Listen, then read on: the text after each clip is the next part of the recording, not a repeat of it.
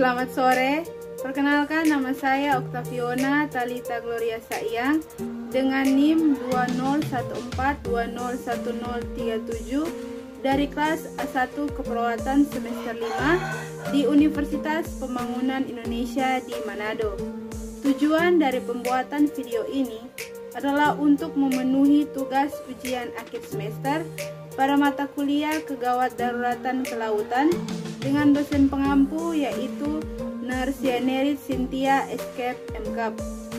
Baiklah, pada saat ini saya akan menjelaskan bagaimana edukasi atau penanganan ketika terjadi kapal tenggelam.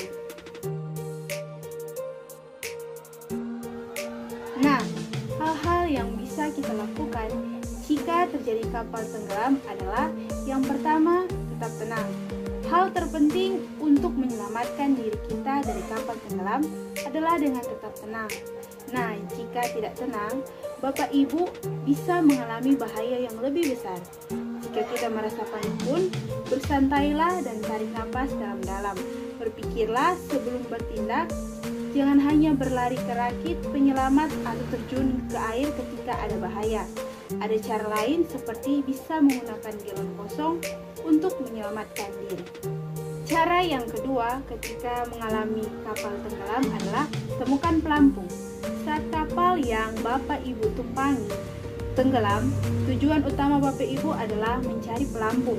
Tanpa pelampung, kita tidak mungkin bertahan lama di dalam air. Yang ketiga, lompat dari kapal. Ketika melompat dari kapal, pastikan Bapak Ibu tetap memakai sepatu dan melihat ke bawah sebelum melompat untuk memastikan Bapak Ibu tidak mendarat di atas orang atau benda lain. Letakkan salah satu lengan pada perut atau genggam siku satunya, gunakan tangan lain untuk menutupi hidung. Dan yang terakhir, lompatlah sejauh Bapak Ibu mungkin bisa melompat.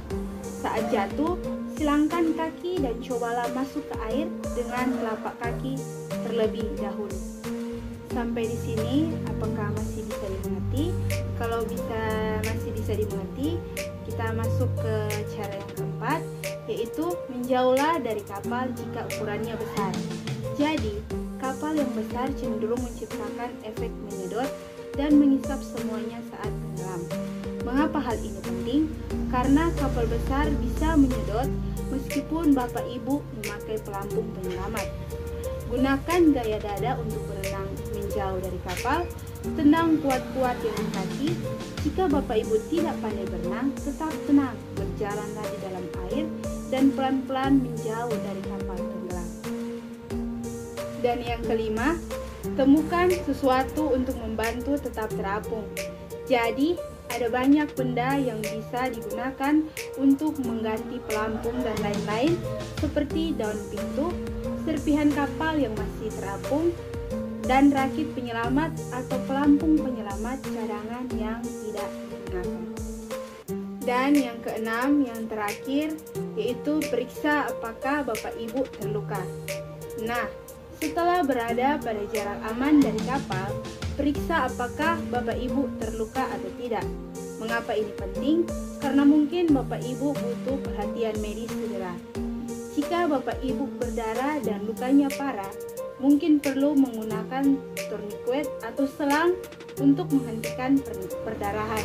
Ini penting karena kehilangan darah bisa mempercepat fase timbulnya hipotermia. Demikianlah penjelasan saya tentang edukasi penanganan pada saat terjadi kapal tenggelam.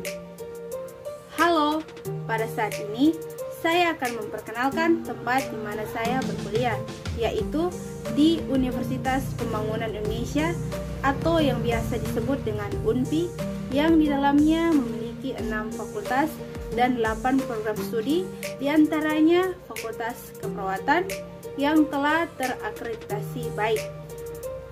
Universitas Pembangunan Indonesia, khususnya Fakultas Keperawatan, telah bekerja sama dengan perusahaan asing di Jepang untuk magang di sana dan mencari pengalaman kerja.